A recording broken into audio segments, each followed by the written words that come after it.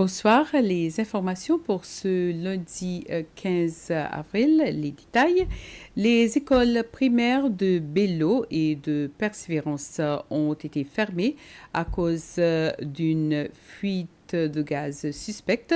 Les élèves des écoles primaires de Bello et de Persévérance ont dû être évacués aujourd'hui en raison de ça, similaire à celle survenue dans quelques écoles du nord de Mahé la semaine dernière. À l'école de Bello, plus d'une trentaine d'enfants et deux membres du personnel de l'école ont été transportés à l'hôpital pour des soins. L'incident s'est reproduit à l'école primaire de Persévérance cet après-midi. 9 enfants et 2 enseignants ont été transportés à l'hôpital. Toutes les autorités concernées ont été sur les lieux pour apporter leur soutien, à savoir le corps médical, la police, les sapeurs-pompiers et les officiels du ministère de l'Éducation. Le ministère de l'Éducation dit avoir décidé de fermer ces deux écoles primaires jusqu'à la confirmation de leur réouverture par les autorités compétentes. À partir de ce 15 avril, le prix de l'électricité baisse de 20 sous. Les services d'utilité publique, PUC, annoncent une réduction de 20 sous sur le tarif de l'électricité consommée par les ménages à compter de ce 15 avril.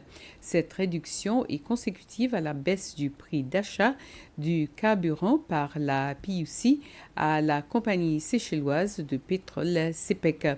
Alors, les 60% de cette réduction sont soustraits, déduits du coût payé par le consommateur, tandis que les autres 40% sont collectés par la PUC pour ses projets d'investissement. Les travaux de démolition de 2 blocs d'appartements au village Zamblon à Petit-Paris, mieux connu comme ancien logement de la force de police mobile PMU, ont débuté la semaine dernière. Ces maisons existaient là-bas depuis plus de 40 ans et c'était un projet gouvernemental de construction de nouveaux logements à cet endroit. La première phase du village Zamblon a été lancée en octobre 2022. La démolition et le nettoyage devraient être terminés en mai de cette année. Le gouvernement prévoit également la construction de plus de logements style condominium un peu plus haut auprès de la machine à bitume. 32 unités y sont prévues. La Cour d'appel a débuté sa première audience pour l'année en cours aujourd'hui.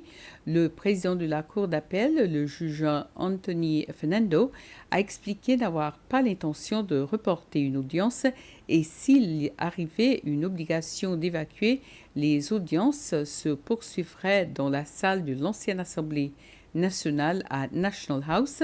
Il faisait référence à l'incident de la semaine dernière où nous avons vécu une fuite suspecte de gaz dans ces lieux. Les audiences ont lieu les matins et les après-midi jusqu'à jeudi.